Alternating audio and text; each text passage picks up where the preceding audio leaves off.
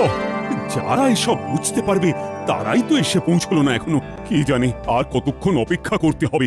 এই তো আমরা এসে গেছি মহারাজ। আমাদের এখানে কি করতে হবে সেটা বলুন। শোনো, আমি স্বপ্ন দেখেছি যে খুব তাড়াতাড়ি আমি রাজাধিরাজ উপাধি পাবো। তাই মন্ত্রী আর পণ্ডিত তোমাদের নিয়ে একসাথে বসে আমি আমার স্থাবর অস্থাবর সম্পত্তির পরিমাণ কত সেটা ভালো করে জেনে নিতে চাইছি। সে তো জানতেই হবে মহারাজ, আপনি রাজাধিরাজ হবেন বলে কথা।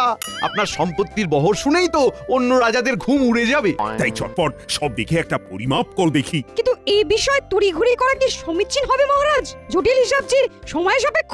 হ্যাঁ, সময় লাগবে বলছো? না না, হিসাব তো সব করাই আছে, শুধু একটু চোখ বুলিয়ে নিলেই হবে।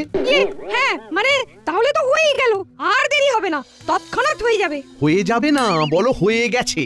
কোষাগারে সঞ্চিত আছে শত সহস্র মোহর, রাজস্ব বাবদ আরো 5 সহস্র মোহর এই আদায় হলো বলে। আয় ব্যয়ের হিসেব ছেড়ে স্থাবর সম্পত্তির দিকে দেখুন মহারাজ। কয়েক লক্ষ বিঘা জমি, প্রতি পরগনায় মহল, কোঠা বাড়ি, দিঘি, পুষ্করিণী। তাই নাকি? তাই নাকি? সব নথিপত্রে আছে বুঝি? এ তো কিছুই নয়, খুঁটিয়ে দেখলে আরো কত কি পাওয়া যাবে। অলংকার, গচ্ছিত সোনা, হীরা জহরতের হিসাব তো এখনো বলাই হয়নি। ও, তার মানে আমার আমলে শুধু কৃষ্ণনগরেরই উন্নতি হয়নি, তার সঙ্গে আমার ব্যক্তিগত আয়ও বেড়েছে। সাধে কি আর নবাব আপনাকে সমঝে চলে মহারাজ? মুর্শিদাবাদের নবাবের সমতুল্য যদি কেউ থাকে তবে তিনি হলেন মহারাজ কৃষ্ণচন্দ্র। সম্পদে ঐশ্বর্যে আপনি অতুলনীয় মহারাজ। বেশ বেশ, তবে শুধু এটুকুতেই আমি থেমে থাকতে চাই না, আরো আরো অনেক সম্পদ চাই আমার। নিশ্চয়ই মহারাজ, আপনাকে যে এক এবং অদ্বিতীয় হতে হবে। তোমার বাকি হিসেবটাও করে ফেলো, তবে আমি তোমাদের পারিতোষিকের ব্যবস্থা করছি। আমরা তো তারই অপেক্ষা করছি। না মানে এই যে হিসাব করছি। মহারাজের জয় হোক। তবে আজও যেন মনে হচ্ছে মহারাজ একটু বেশি খুশি খুশি আছেন। কোনো সুসংবাদ আছে বুঝি? সংবাদ নয় গোপাল, বলো ঘোষণা। বেশ তো, কি ঘোষণা করবেন করুন মহারাজ, আমরাও না হয় আমাদের কর্ণযুগল সার্থক করি। ওহ, গোপালের তো দেখছি মুখ দিয়ে ভাষার ফুলঝুরি ছুটছে। পণ্ডিতের টোলে নাম লিখিয়েছে বুঝি? সে যাই হোক, তবে একবার মহারাজের ঘোষণা শুনলেই সব ছোটাছুটি বন্ধ হয়ে যাবে। শোনো সবাই, আমি ঘোষণা করছি, শুধু বাহুবলে নয়, অর্থ বলেও আমি এখন নবাবকে টক্কর দিতে পারি। তাই নবাবের চোখ রাঙানিকে আর ভয় করব না। সে কি, এ আবার কেমন কথা? না না মহারাজ, নবাবকে একটু সামজে না চললে যে বিপদ হতে পারে। হ্যাঁ, কিচ্ছু হবে না, মহারাজ এখন নবাবের চোখে চোখ রেখে কথা বলতে পারেন। প্রয়োজন পড়লে পড়শি রাজ্য আক্রমণও করব আমি। মহারাজ যেন আজ একটু বেশি সাহসী হয়ে যাচ্ছেন। এমন মহারাজকে তো আগে কখনো দেখিনি। বলছিলাম কি মহারাজ, এতটা বাড়াবাড়ি না করাই ভালো। যার যতটুকু আছে তাই নিয়েই খুশি থাকা উচিত। মহারাজ যা ভালো বুঝেছেন তাই স্থির করেছেন, তোমাকে আর ওই বেশি জ্ঞান দিতে হবে না। সত্য সব বিষয়ে ফোরদ না কাটলে যেন গোপালের ভাত হজম হয় না। আসলে মহারাজের বারবারন্ত শুনে গোপালের চোখ টাটাচ্ছে। গোপালের মতো সর্বহারা আর সম্পদের কি বুঝবে? আমিও তাই ভাবছি গোপাল, তুমি বরং নিজের চরকায় তেল দাও। আমার ব্যাপারে তোমাকে আর নাক গলাতে হবে না। যেমন বলবেন মহারাজ। ব্যাপার কি মন্ত্রী, মনে হচ্ছে তুমি কিছু বলবে বলবে করছো, কিন্তু বলতে পারছো না। হ্যাঁ মানে মহারাজ, বলছিলাম কি যে নবাবকেও ছাড়িয়ে যেতে গেলে আপনার জীবনযাত্রার মান আরো উন্নত করলে ভালো হয়। তবে কি মহারাজ নিতান্তই ওই সাদা মাটা জীবনযাপন করেন? মহারাজ যেমন আছেন তেমনই তো ভালো আছেন, অযথা অন্যরকম কিছু করার কি প্রয়োজন? প্রয়োজন আছে বই কি, নবাবকে দেখিয়ে দিতে হবে যে মহারাজও কিছু কম যান না। তাই দামি আতর, সুগন্ধি, অলংকার সব লাগবে, আর সেখান থেকেই আমাকে সুবিধা মতো সরাতে হবে। না না না, এটা তুমি মন্দ বলনি মন্ত্রী। হ্যাঁ, যেমন যা ব্যবস্থা করার করো তাহলে। ভেতরে ভেতরে সে কি আর করতে বাকি রেখেছি মহারাজ? কই কে আছো, নিয়ে এসো দেখি। উমা, মহারাজের জন্য কত কি, এইসব না হলেই বা ক্ষতি কি? তুমি থামো সভাকবি, শুধু এখানেই শেষ নয় মহারাজ, আরো আছে। আরো? বলো কি? কই কই কই দেখি দেখি দেখি।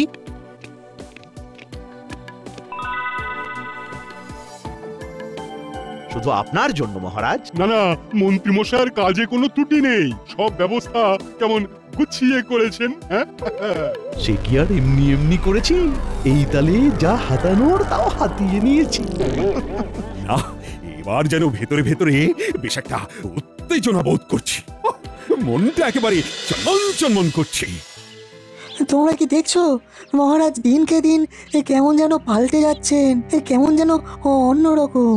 এই মহারাজ আমাদের অচেনা। মহারাজের হঠাৎ যে কি হলো ভাই, আর যেন তাল জ্ঞান নাই। কিন্তু এইভাবে চলতে থাকলে মহারাজ বড় কোনো বিপদে পড়বেন। কিন্তু সেটা তাকে বোঝাবে কে? বোঝাতে যদি কেউ পারতো তবে সে একমাত্র গোপাল, কিন্তু সেও তো এখন এইসব থেকে দূরে, ঘরে একা একা বসে। হ্যাঁ, যতই সে থাক দূরে, মহারাজের কথা ভেবে চলো না গিয়ে দেখি কি করে।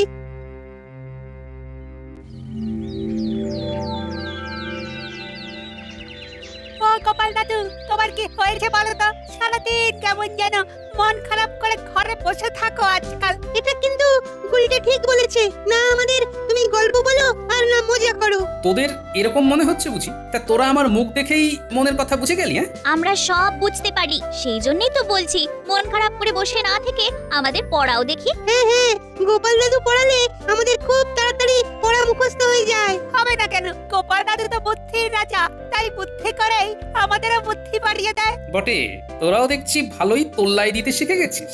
ওদেরটা না হয় তুমি বুঝে গেছো, কিন্তু মহারাজের ব্যাপারটা যে আমরা কিছুতেই বুঝতে পারছি না।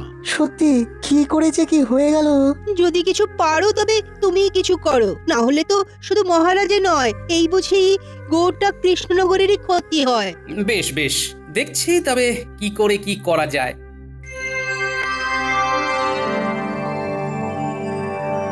তারপর মন্ত্রী রাজস্ব আদায়ের কাজে হাত দিলে নাকি? না মহারাজ, এই তো দেব দেব করছি। দেব দেব না করে দিয়ে ফেলো, আর ফেলে রেখো না। ঠিকই তো মহারাজ, কাজ ফেলে রাখলে পরে যে মাথায় বাজ পড়বে। ব্যাস, কথা নেই বার্তা নেই, আবার চলে এলো ফোড়ন কাটতে।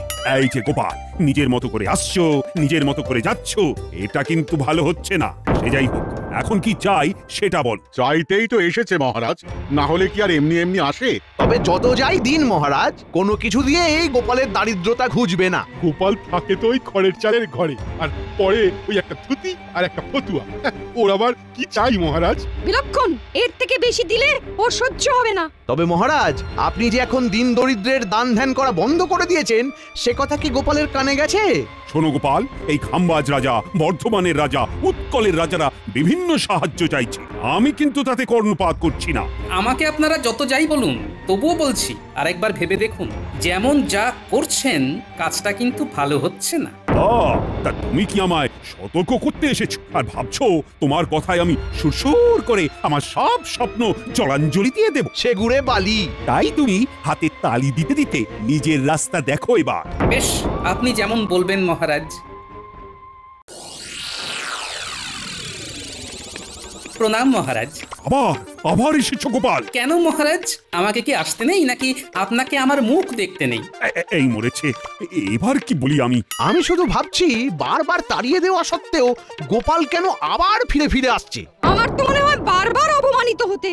ঠিক ঠিক, ন্যাড়া 3 বার বেলতলায় যায় আর গোপাল 3 বার অপমানিত হয়। এবার কিন্তু বড্ড বাড়াবাড়ি হচ্ছে। গোপালকে চুপচাপ থাকতে দেখে যেমন খুশি অপমান করছে ওকে। গোপালের কিন্তু এবার কিছু বলা দরকার। বলছিলাম কি মহারাজ, আমি কিন্তু আপনার কাছে কোনো দান চাইতে আসিনি। সময়ে অসময়ে আপনি আমাকে পুরস্কার স্বরূপ বহু মোহর অলংকার দেবেন বলে প্রতিশ্রুতি দিয়েছিলেন, কিন্তু তারপরে আর দেননি। এখন সেই সব পুরস্কার আমার চাই। এখনই চাই না? মানে ধীরে সুস্থে পরে পরে দিলে চলবে না? চলবে না কেন? খুব চলবে, খুব চালালেই চলবে। না, চলবে না। দিলে ভালো, না দিলে সেই কথাও রাষ্ট্র করে বেড়াবো। এবার দেখুন কি করবেন মহারাজ। ছি ছি গোপাল, সামান্য কটা মোহরের জন্য তুমি এমন দরদস্তুর করতে পারো? যাও যাও যাও, এক্ষুনি গিয়ে কোষাগার থেকে সব সংগ্রহ করে নাও। আর শোনো, তোমার এই মুখ যেন আমাকে আর কখনো দেখতে না হয়। আপনিও ভেবে দেখুন মহারাজ, এই অপমান কি আর সহ্য করা যায়? বেশ, আসি তাহলে। কিন্তু গোপাল এটা কি বলে গেল? সে যা বলে বলুক মহারাজ, আসল কথা হলো দুষ্টু গরুর থেকে শূন্য গোয়াল অনেক ভালো। ওই তো গোপাল দাদু চলে এসেছে।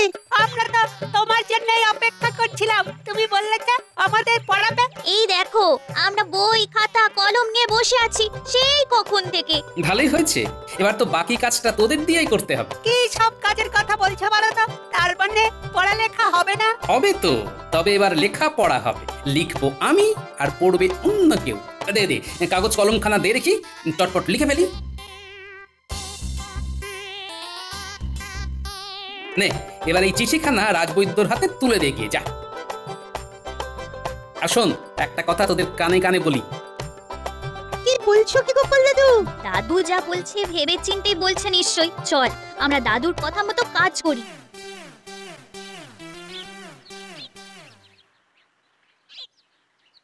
বলি বুড়ো বয়সে কি আবার লেখাপড়া করার স্বাদ জাগলো নাকি? স্বাদ তো জাগে, কিন্তু সাথে কুলোয় না গিন্নি।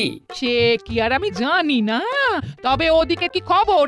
মহারাজ কি নিজের ভুল বুঝতে পেরেছেন নাকি এখনো অন্য ঘরে রয়েছে? না এখনো পারেননি, তবে আজ যা অপমান করেছেন তিনি আমায়, এরপরে বেঁচে থাকাই মুশকিল। কি আবোল তাবোল বলছো বলো তো তুমি? একটু জল খাবো, জল দাও না গিন্নি। সেটা ভালো করে বললেই হয়, দাঁড়াও দিচ্ছি।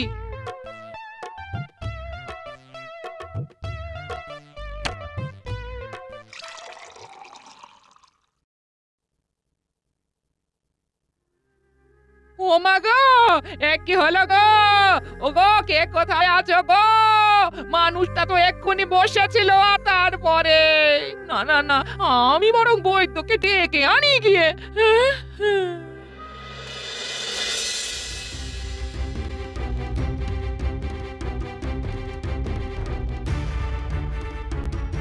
তখন থেকে তো অনেক পরীক্ষা করলেন, কিন্তু মানুষটা এখনো চোখ খুলে দেখছে না কেন? বড্ড দেরি হয়ে গেছে। আর মানে এই মানেটা কি? গোপাল জগতের মায়া ত্যাগ করেছে। আমার সে কি কথা গো? ও গো, আমার কি হবে? ও দাদু, দাদু ওঠো না গো। ও দাদু, একবার চোখ খুলে দেখো না। ও দাদু, দাদু, দাদু গো। এই যে তোমরা যাও, একটা কাজ করো, মহারাজকে গিয়ে এই খবরটা দিয়ে এসো এক্ষুনি। বাকি ব্যবস্থা আমি করছি না হয় ততক্ষণ।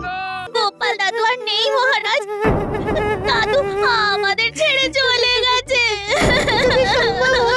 একবার শেষ দেখা দেখে আসবেন। কি শুনলাম আমি? গোপাল আর নেই? এমনটা তো একটুও ভাবতে পারিনি। আজ এ কি দুর্যোগ নেমে এলো এখানে! গোপাল আর নেই, এমনও শুনতে হবে। আমার তো মনে হচ্ছে মহারাজের কাছে অপমানের জ্বালা সহ্য করতে না পেরেই গোপাল হৃদরোগে আক্রান্ত হয়েছে। না না না, ব্যাপারটা ভালো হলো না। চলো চলো সবাই মিলে গোপালের বাড়ি যাই। হ্যাঁ হ্যাঁ হ্যাঁ, তাই চলুন মহারাজ। ব্যবস্থা যখন সব হয়ে গেছে, তখন আর দেরি করাটা ঠিক হবে না। হ্যাঁ হ্যাঁ, এসো সবাই, কাঁধে কাঁধ মেলাই।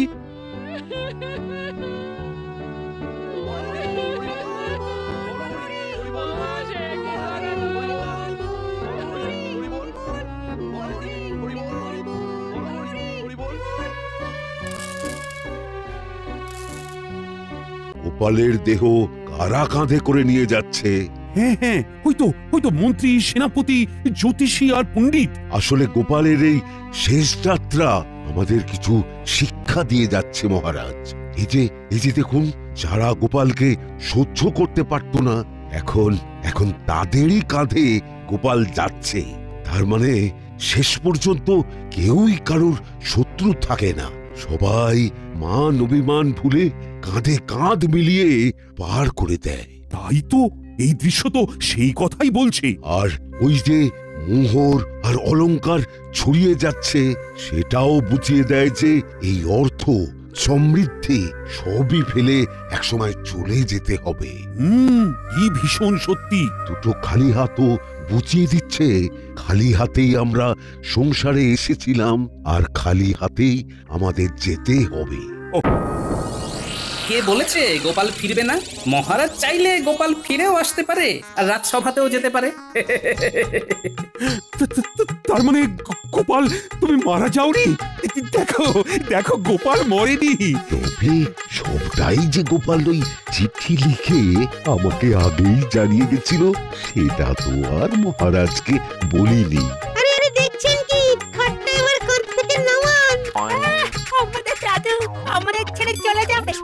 সাহস নাকি আমরা যেতে দেব নাকি? এক্ষুনি খাট নামান, না হলে গোপাল দাদুকে খাটে চাপিয়ে কাঁধে করে সারা কৃষ্ণনগর ঘোরাতে হবে। উফ, এতক্ষণে ঘাম দিয়ে ছাড়লো যেন জ্বর। কেউ এসে হাতটা আমার ধর। ও গোপাল, আচ্ছা একখানা খেল দেখালে বটে। খেল তো এবার আমি দেখাবো। হ্যাঁ, এই বুড়ো বয়সে তোর হিম্মতি আমি বের করছি। মহারাজকে শিক্ষা দিতে গিয়ে এমন রসিকতা না করলেই চলছিল না। আর ঝেঁটিয়ে তোমার মাথা থেকে এই রসিকতার ভূত নামাবো। হ্যাঁ, এই এই এই ওরে বাবা রে, গেলাম রে। ছেড়ে দাও গিন্নি, এবারের মতো ছেড়ে দাও আমাকে। ওরে বাবা রে। সবাই গোপালের কাছে জব্দ, আর গোপাল গিন্নির